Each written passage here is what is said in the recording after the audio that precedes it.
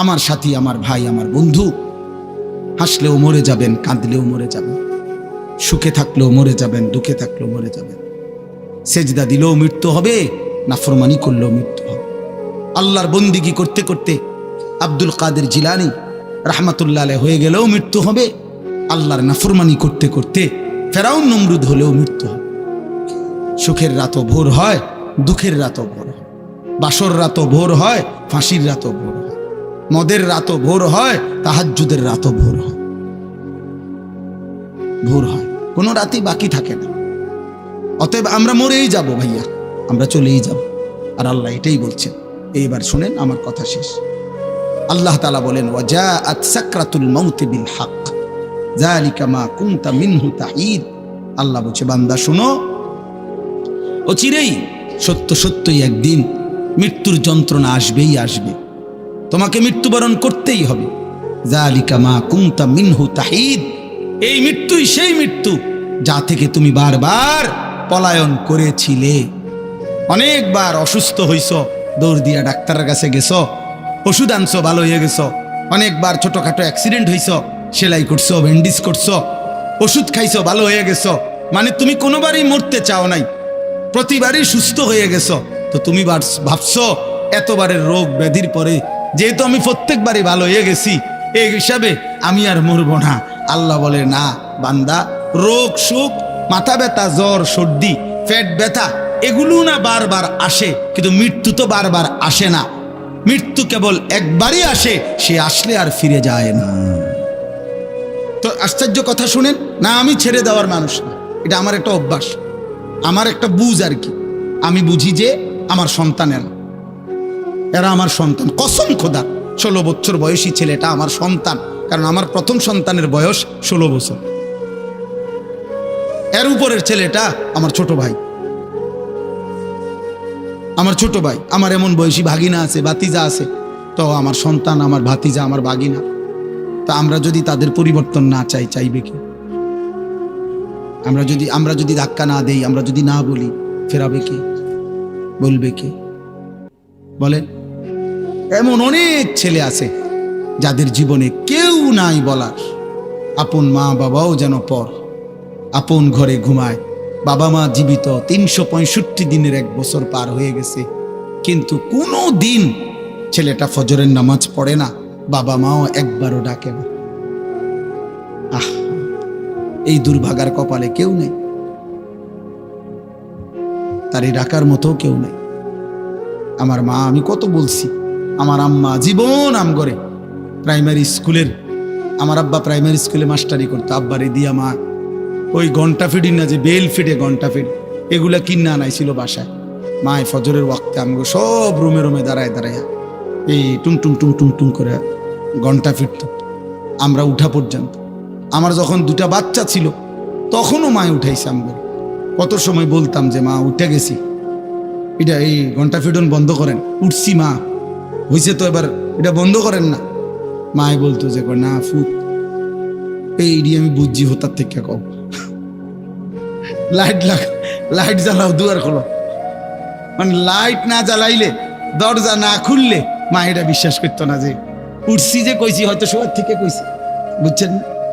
এখনো মার 75 বছর বয়স, আমার আম্মা বাইচা আছেন, এখনো কথা বললে মা এই 2 কথা আজও বলে, আমার ভূত নোয়া দুশ্মন, এটা বলেই মা, এখনো বলে মা ভূত নোয়া দুশ্মন, নোয়া দুশ্মন। আর আমারে আলাদাভাবে বলে ভূত ছাইও মানুষের লগে টাকা পয়সা লইয়া ছাইও ঝামেলা করবে। কত শতবার যে কইছে মা, আল্লাহ আমার মারে মাফ করে। তো বলতেছিলাম, হযরতে হাসান নবী সাল্লাল্লাহু আলাইহি সাল্লামের কলিজার টুকরা, আদরের নাতি না, হাসান হুসাইনের নাম জানেন না আমরা? এই হাসান যিনি বড় জন আর কি, ফাতেমা রাদিয়াল্লাহু তাআলা আনহার বড় ছেলে যিনি, এই হাসান রাদিয়াল্লাহু তাআলা আনহু ইসলামের 4র্থ খলিফা হযরত আলী রাদিয়াল্লাহু তাআলা আনহু। এই আলী রাদিয়াল্লাহু তাআলা আনহু হলেন ওনার আব্বা। হাসানের আব্বাকে আলী না? তো আলী রাদিয়াল্লাহু তাআলা আনহু যখন শাহাদাত বরণ করছেন, ইসলামের 4র্থ খলিফা, ওনার শাহাদাতের পরে এর পরে খলিফা হয়েছিলেন, মুসলিম খলিফা আমিরুল মুমিনিন হয়েছিলেন এই হাসান। কেটা? এই আলী রাদিয়াল্লাহু তাআলা আনহুর বড় ছেলে, নবী সাল্লাল্লাহু আলাইহি সাল্লামের এই প্রথম নাতি হাসান। তো হাসান রাদিয়াল্লাহু তাআলা আনহু তিনি হয়েছেন খলিফা আমিরুল মুমিনিন। কিন্তু বরাবর 6 মাসের মাথায় তিনি আল্লাহর সন্তুষ্টির জন্য ইসলামী রাষ্ট্রের সার্বিক কল্যাণ চিন্তা করে, মানে এগুলোর অনেক কথা আছে, বাকি আমি ছোট কথাটা বললাম আর কি। ইসলামী রাষ্ট্রের সার্বিক চিন্তা কল্পনা করে স্বেচ্ছায় ঠান্ডা মাথায় সুস্থ মস্তিষ্কে তিনি এই খেলাফত হযরত মুআবিয়া রাদিয়াল্লাহু তাআলা আনহুর হাতে তুলে দিয়েছেন। তুলে দিয়ে খেলাফত থেকে তিনি অব্যাহতি নিয়ে আনিছেন। তো আল্লাহর জন্য উনি খেলাফত বাদশাহী ছেড়ে দিছেন একটা বিশাল অঞ্চলে। তো এরপরে আমরা কিতাবে পড়ছি প্রিয় নবী সাল্লাল্লাহু আলাইহি সাল্লাম, আপনারা সবাই জানেন শেষ জামানায় ইমাম মাহদী আসবে, জানেন? শুনছেন না এটা? এই মাহদী রাসূলুল্লাহ সাল্লাল্লাহু আলাইহি সাল্লাম বলছে, যদি শুনো পৃথিবীর আর একদিন বাকি, ইসরাফিল ফু দিতে আর একদিন বাকি আছে, তবুও বিশ্বাস করো উম্মত, মাহদী আসবে এবং মাহদী যুদ্ধ করবে এবং আরেকবার কিয়ামতের আগে সারা পৃথিবীর প্রতি ইঞ্চি জমিনের মধ্যে ইসলামের খেলাফত উড়বে, ইসলামের পতাকা উড়বে সারা বিশ্বময়, সারা পৃথিবীর খেলাফতের বাদশাহী আরেকবার ইমাম মাহদী করবে। এটা নবী সাল্লাল্লাহু আলাইহি সাল্লামের ওয়াদা। আর নবীজির ওয়াদা গত 1450 বছরে একটাও বিফলে যায় না, এটাও যাবে না। এটাও কি যাবে না? বিফলে যাবে না, ভুল হবে না, ভুল হবে না। তিনি নিজের থেকে বলেন না, আল্লাহ বলছেন তো বলছেন। এখন শুনেন, তো এখন বিষয়টা হইল হাসান রাদিয়াল্লাহু তাআলা তিনি তো ইন্তেকাল করছেন সেই 1450-1400 বছর আগে। তাহলে ওই সময় তিনি খেলাফত ছেড়ে দিছেন, আর শেষ জামানায় আসবে মাহদী, সারা পৃথিবীর প্রতি ইঞ্চি জমিনে তিনি খেলাফত প্রতিষ্ঠা করবেন। তখন আমি কি বলতে চাচ্ছি? আমি বলতে চাচ্ছি যে কিতাবের মধ্যে কথা স্পষ্ট আছে, আমার কাছে মাউসুআতু আশরাতিস সাআ এরকম মোটা আরবি কিতাব আছে, ওই কিতাবে আছে কিয়ামতের আলামতের উপরে একদম বিশ্বকোষ। এই কিতাবের মধ্যে লিখছে রাসূলুল্লাহ সাল্লাল্লাহু আলাইহি সাল্লামের একাধিক হাদিস উল্লেখ করে সহিহ সনদে উল্লেখ করছে, নবীজি বলছেন শেষ জামানার যে মাহদী আসবে সারা পৃথিবীময় খেলাফত প্রতিষ্ঠা করবে, তিনি সরাসরি নবী বলছেন আমার নাতি হাসানের বংশধর। এই কথাটা বলার জন্য কার বংশধর হবে?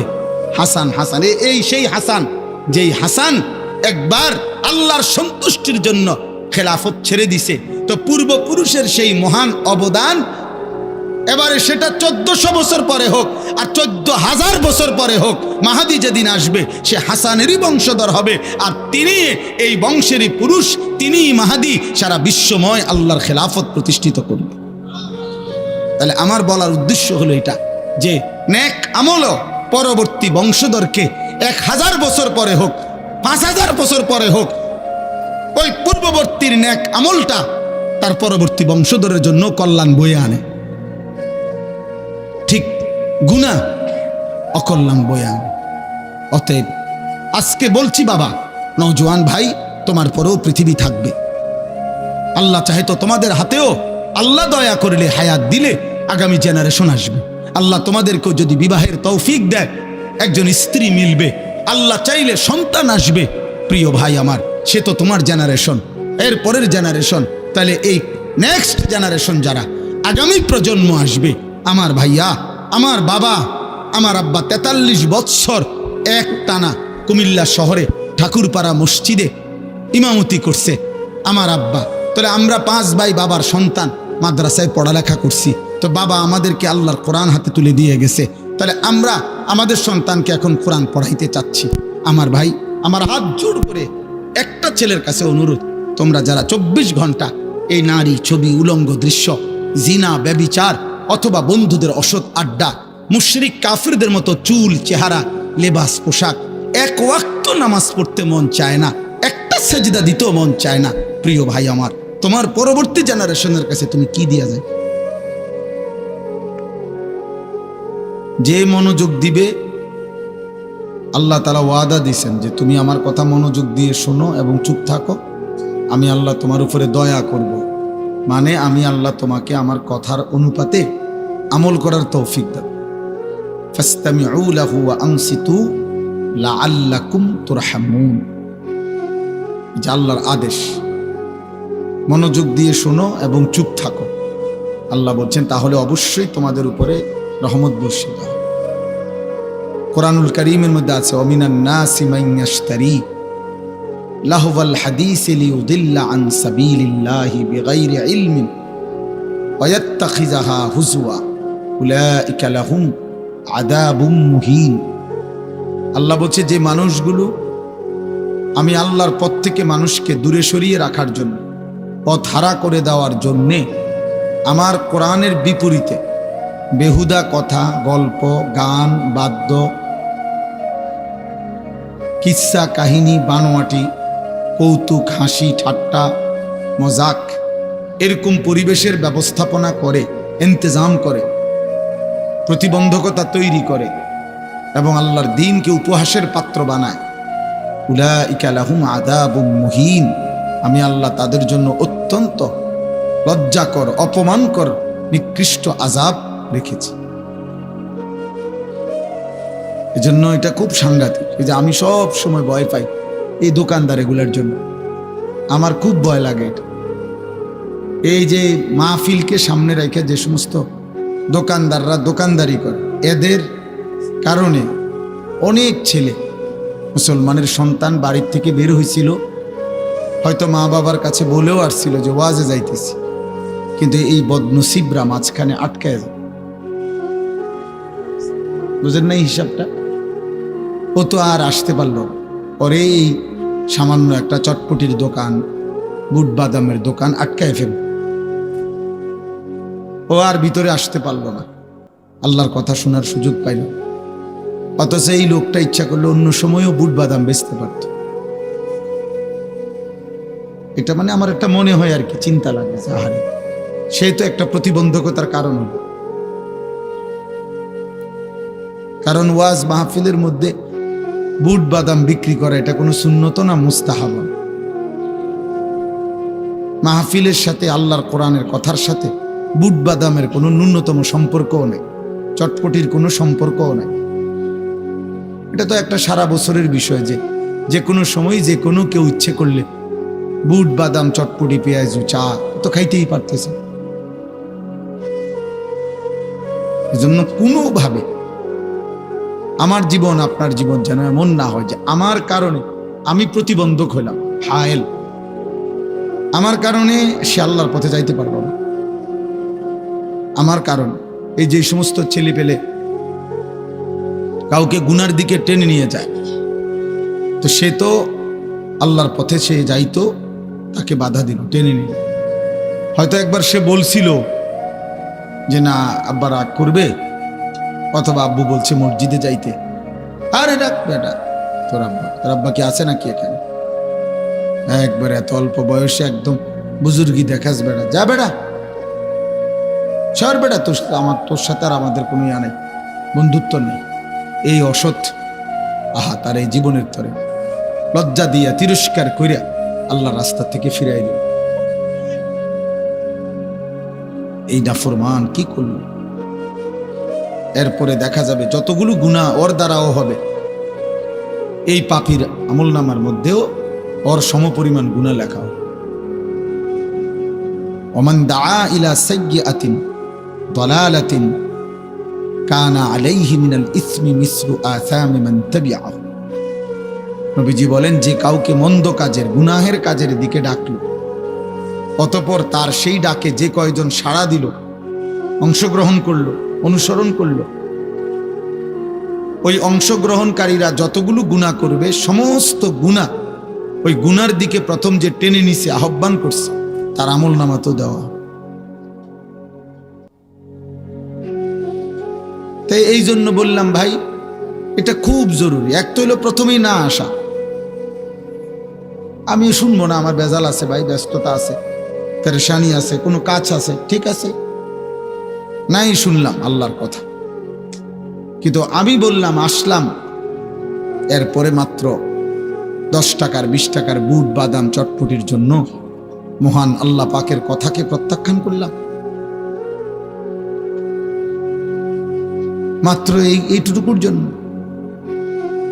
এই জন্য নওজোয়ান ভাই, কিশোর ভাই, বয়স্ক বাবা, সবার এটা ভাবা উচিত, সবার ভাবা উচিত। জুমার নামাজের বয়ান হয়, উনি তখনও আসে না, একবারে লাস্ট টাইমে যাবে। কি বেশি বেচা কিনা করে লাইছেন? আধা ঘন্টায় কি 10 লাখ টাকা বেচে লাইছেন? আধা ঘন্টায় কি উল্টে ফেলছেন সংসারটা? আধা ঘন্টায় কি একটা ছাদ ডালাই দিয়ে লাইছেন? তাহলে আজানের সাথে সাথে মসজিদে আসলে কি হইত? আল্লাহর কথা শুনতেন, কোরআনের কথা শুনতেন ইমাম সাহেবের। না, চালাক মানুষ, উনি বুদ্ধিমান, উনি একটা 20-এ আসবো, একটা 25-এ। কার কথা প্রত্যাখ্যান করল? আল্লাহর কথা। আল্লাহর কথা কোরআনুল কারীমের মধ্যে আছে, ওমান আযলামু মিম্মান যুক্কিরা বিআয়াতি। আল্লাহ তাআলা বলেন আল্লাহর কথা যে সুম্মা আ'রাযা আনহা, আল্লাহর কথাকে যে মুখ ফিরিয়ে নেয়, বিমুখতা প্রদর্শন করে, আল্লাহ নিজে বলছে ওয়ামান আযলামু, তার চাইতে বড় জালেম আর কেউ হইতে পারে। তুমি আজানকে প্রত্যাখ্যান করছো, আল্লাহর কথা এটা। তুমি কালেমাকে প্রত্যাখ্যান করছো, এটা আল্লাহর কথা। তুমি কোরআনের এক এক শব্দকে প্রত্যাখ্যান করছো, ফেরত দিছো, ছুড়ে দিছো, ফেলে দিছো, এটা আল্লাহর কথা। আল্লাহ বলেন তার চাইতে বড় নিকৃষ্ট জালেম আর কেউ হইতে পারে, আর কেউ না। এই জন্য কেবল চালাক হইলেই হয় না, নিজেকে চালাক ভাবলেই হয় না। কোরআনকে মহব্বত করা, শ্রদ্ধা করা, সম্মান করা, ইজ্জত করা অনেক জরুরি, অনেক জরুরি, অনেক জরুরি। আল্লাহ আমাদের সবাইকে তৌফিক দান করে। আবারও অনুরোধ করছি, এবার যারা বসছেন তারা ডানে বামে তাকায়েন, ওখানে আওয়াজ হোক, চিৎকার হোক, সব গুছানো সম্ভব না। এখানে একবারে সব দোকান বন্ধ কইরা সবাই নিয়ে রেডি কইরা এই সব গুছাইতে গেলে এখানে তো চলে যাবে 1 ঘন্টা। কাজেই চেষ্টা করলাম, বললাম, এবার যার গ্রহণ করার সে গ্রহণ করলো, যার প্রত্যাখ্যান করার প্রত্যাখ্যান করলো, অসুবিধা নেই। কারো জন্যই দিন আটকায় না, ইসলাম আটকায় না। আল্লাহ তাআলা আমাদের নবী সাল্লাল্লাহু আলাইহি সাল্লামকে বলছেন, বন্ধু, মক্কার জমিনে আপনি কালেমার দাওয়াত দেন, আপনি দুয়ারে দুয়ারে, রাস্তায় রাস্তায়, গলিতে গলিতে আল্লাহর দাওয়াত দেন, দ্বীনের কথা বলেন। কিন্তু লোক যা নেওয়ার ইসলামের জন্য, দ্বীনের জন্য, ইসলামের বিজয়ের জন্য, আপনার সাহাবা হওয়ার জন্য, সেটা আমি নেব। কারে নেব কারে নেব না এটা আমার বুঝ। আপনি বলেন, আপনি বলেন। এটা কোনো মাখলুকের হাতে আল্লাহ ছেড়ে দেয় না। হেদায়েত দেব কাকে, দেব না কাকে, আল্লাহ বলছেন সেটা আমার হাতে, আপনি শুধু বলে যান।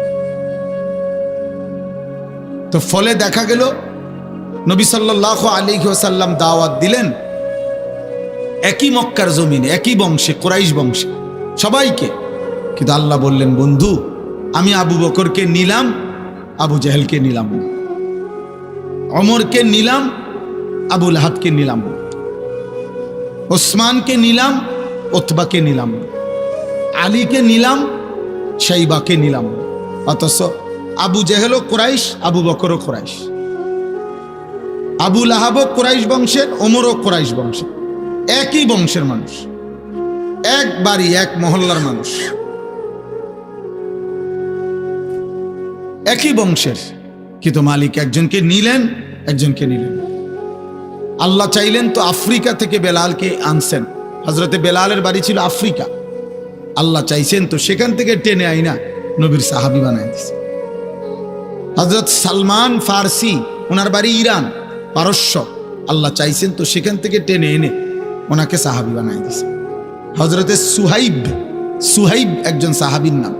তিনি ইটালিয়ান, রোমের মানুষ ছিল, ইটালির। আল্লাহ সেখান থেকে এনে ওনারে কালেমাওয়ালা বানাইছে, নবীর সাহাবী হয়েছে। অথচ কাবা ঘরের সবচেয়ে কাছে, সর্বপ্রথম কাবা ঘরের সবচেয়ে প্রথম যার ঘর কাবা ঘরের পাশে আবু জেহেলের ঘর। আবু জেহেলের ঘরের চাইতে আগে, কাবা ঘরের পরে আর কারো ঘর নেই, এখনো নাই। কাবার সর্বপ্রথম প্রতিবেশী ছিল আবু জেহেল, আল্লাহর ঘরের মালিক। বলল আমি নিলাম না। আল্লাহ বললেন আমি নিলাম না, খালাস। বেঈমান হয়েই মারা গেছে, নির্মম অপমানিত হয়েই মারা গেছে। এজন্য দোস্ত, কারো কাছে ইসলাম ঠেকে না। অনেক ছেলে পেলে আছে, তোমরা মনে করো যে হুজুররা তোমাদেরকে অনেক সময় হুজুর নামাজ আখিরাতের কথা বলে, এই জন্য যে ওনাদের বাতের বড় অভাব। তুমি যদি আল্লাহর পথে আসো তাহলে হুজুরের হয়তো দুগা বাত মিলব, এই কারণে। না না বাপ, বিষয়টা এটা না। এই পৃথিবী প্রত্যেকের রিজিক ভিন্ন ভিন্ন। বাপের রিজিকও নির্ধারিত, ফুতের রিজিকও নির্ধারিত, স্বামীর রিজিকও নির্ধারিত, স্ত্রীর রিজিকও নির্ধারিত। প্রত্যেকের রিজিক মাকসুম। নবীজি সাল্লাল্লাহু আলাইহি সাল্লাম বলছে আলাদা আলাদা করে বন্টন করা আছে। ওমা মিন দাব্বাতিন ফিল আরদি ইল্লা আলাল্লাহি রিজকুহা। আল্লাহ বলছে জমিনের একটা ছোট্ট পতঙ্গ, একটা ছোট্ট পোকাও যেটা জমিনের উপরে আছে, চলে, আমার জমিনে বিচরণ করছে, আমি আল্লাহ তার রিজিকের দায়িত্ব আমি আমার উপরে আবশ্যক করে নিলাম। আল্লাহ বলছে লা নাসআলুকা রিজকা, হে বান্দা, এই কায়নাতের কারো রিজিক দিতে আমি তোমাদের কারো সহযোগিতা চাই না। নাহনু নারযুকুক, আমি একাই সকলকে রিজিক দেব। আল্লাহ বলছেন ওয়া ইম মিন শাইইন ইল্লা ইনদানা খাযাইনু, আমি আল্লাহ সেই আল্লাহ যার কাছে এই কায়নাতের সমস্ত নিয়ামত সবকিছুই ভান্ডারে ভান্ডারে, খাজানা খাজানা ভরা, ভান্ডারে ভান্ডারে আছে। ওমা নুনাজ্জিলুহু ইল্লা বিকাদারিন মা'লুম, তবে আমি সবকিছু একসাথে নাজিল করি না, পরিমাণ মতো করে আমি জমিন। সব ভাত এক লগে দিয়ে লাইলে হইতো না, সব আলু এক বছরে দিয়ে লাইলে হবে না। 30 বছরের আলু এ বছর দিয়ে লাইলে এটি তুই বাকো, কথা বলে না। মুর্শিদ মিয়া বুদ্ধি দেন কেমন কই দিব আলু, এ তো আলু বেছে, এই জন্য বুঝে গেলাম। তাইলে সম্ভব এটা? এই জন্য আল্লাহ বলছে ওমা নুনাজ্জিলুহু ইল্লা বিকাদারিন মা'লুম, বান্দা আমি হিসাব করে করে নাজিল। ইন্না কুল্লা শাইইন খালাকনাহু বিকাদার। আল্লাহ বলেন আমি সব কিছু সৃষ্টি করেছি পরিমাণ মতো, হিসাব করে। এজন্য পপুলেশন থিওরি ভুল থিওরি। জনসংখ্যা বৃদ্ধি কোন পৃথিবীতে সমস্যা, এই থিওরি যেই মেলথাস দিয়েছে ও ভুয়া, মুশরিক, বেঈমান, পাগল, মাতাল। কোন কালে কোন যুগে পৃথিবীতে জনসংখ্যা বৃদ্ধি হওয়া এটা কোনো সমস্যা হইতেই পারে না। জনসংখ্যা বৃদ্ধি হয় না, জনসংখ্যা কখনোই বৃদ্ধি হয় না কোনো জায়গাতে। আল্লাহ বলছেন আমি সব কিছু সৃষ্টি করেছি পরিমাণ মতো করে, বৃদ্ধি হবে কেন? তুমি জন্ম দেখছো তো মৃত্যু দেখো নাই? তুমি বাচ্চা জন্মের মিষ্টি খাইছো, কারো জানাজা পড়ো নাই, তো তুমি বুঝো না মানুষ মরে? তুমি বুঝো না আমি সিস্টেমেছি? তোমার দাদার 14 পুরুষ আগের এবটাও যদি এখন পৃথিবীতে থাকতো, তুমিও থাকতা, তো এই না ফেস লাগিয়ে গেল। তারে কি রে খাইছে রে? নুহু নবীর জামানার লোকও রইয়া গেল, আমরা নবীর জামানার লোকও রইয়া গেল। হায় হায় হায়, তো একটা পাও ফাইলবার জায়গা নাই এমন। ইন্না কুল্লা শাইইন খালাকনাহু বিকাদার। আল্লাহ বলছেন আমি সব কিছু পরিমাণ মতো করে হিসেব করে করে আমি সৃষ্টি করেছি। আমার সৃষ্টির মধ্যে তুমি কোন রকমের রদল বদল অদল বদল ওয়ালান তাজিদা লিসুন্নাতিল্লাহি তাবদীলা, আল্লাহর নীতি আল্লাহর রীতিতে তুমি কোন রকম পরিবর্তন পাবে না বান্দা। কোনো কিছু এলোমেলো নাই, কোনো কিছু এলোমেলো নেই। দোস্ত আমার, বন্ধু আমার, ভাই আমার, বাবা আমার, নওজওয়ান সাথী, প্রত্যেকেই এজন্য দয়া করে নিজেকে নিয়ে ভাইব, নিজেকে ভুলো না বাপ। নিজের ঈমান একা একা ভাবা, সমবয়সী বন্ধু দিয়া হয় না, সহপাঠী খুব বেশি নেক কাজের উৎসাহিত করে না, গুনার কাজে উৎসাহিত করে বেশি। এই জন্য আলাদা আলাদা ভাবা উচিত প্রত্যেকে, যে আখের আমি কোথায় যাব, আসলেই শেষ পর্যন্ত আমার কি হবে, আমি যা করছি এটাই কাজ নাকি আমার অন্য কোনো কাজ আছে, আমাকে কি কেউ সৃষ্টি করেছেন নাকি আমি হঠাৎ করে মাটির থেকে বের হইছি অথবা আসমান থেকে পড়ছি। যিনি সৃষ্টি করেছেন, যদি কেউ আমাকে সৃষ্টি করে থাকেন, তিনি কি কোনো উদ্দেশ্য নেই? একটা মাটির পাতিল যে বানায় কুমার, মাটির পাতিল, তার কি কোনো উদ্দেশ্য নাই? কথা কয় না? এত বড় সুন্দর সৃষ্টি আল্লাহ তাআলা সৃষ্টি করলেন। আল্লাহ বলছে লাকাদ খালাকনাল ইনসানা ফি আহসানি তাকওয়িম। চারটা কসম করে আল্লাহ বলছে বান্দা, চারবার কসম করছে আল্লাহ, কসম বান্দা আমি চারবার কসম করে বলছি, আমি মানুষকেই সবচেয়ে সুন্দর করে সৃষ্টি করেছি, সবচেয়ে সুন্দর। হুয়াল্লাযী খালাকাকুম মিন তুরাবিন, আল্লাহ বলছেন আল্লাহই তোমাদেরকে সৃষ্টি করেছেন মাটি থেকে, সুম্মা মিন নুতফাতিন, অতঃপর বীর্য থেকে। এই ছেলে, এই কিচ্ছু কথা বলবে না, একদম চুপ, সাবধান, একদম উঠাই দেবো কথা বললে। সংযম পাইছো নাকি? চুপ থাকো, একদম চুপ, চুপ করে শোনো, নাহলে ঘুমাও এখানে বসে বসে। জি, আল্লাহ তাআলা বলেন সুম্মা মিন নুতফাতিন, অতঃপর বীর্যের ফোঁটা থেকে আমি সৃষ্টি করেছি, সুম্মা মিন আলাকাতিন, অতঃপর জমাট রক্ত বানিয়ে আমি ধাপে ধাপে সৃষ্টি করেছি। এই সৃষ্টির এক পর্যায়ে মায়ের পেট থেকে সুম্মা ইউখরিজুকুম তিফলান, আমি তোমাকে এক ছোট্ট শিশু, এক মাসুম বাচ্চা হিসাবে মায়ের পেট থেকে বের করে এনেছি। সুম্মা লিতাবলুগু আশুদ্দাকুম, অতঃপর এই ছোট্ট দেহে পরিমিত মাত্রায় ধীরে ধীরে শক্তি দিতে দিতে দিতে শক্তির পূর্ণতায় যৌবনে পৌঁছায় দিছি। সুম্মা লিতাকুনু শিয়ুখা, আবার কিছুদিন পরে যৌবনের শক্ত সামর্থ্য যৌবন শরীরটাকে আবার ভাঙতে শুরু করছি, দুর্বল করতে করতে এবার পুনরায় বৃদ্ধ বানায় দিছি। অমিনকুম মান ইউতাওয়াফা মিন ক্বাবলু, আবার আমি অনেককে বৃদ্ধ পর্যন্ত পৌঁছবার আগে আগেই মাঝ পথে মৃত্যু দিয়ে ফেলি।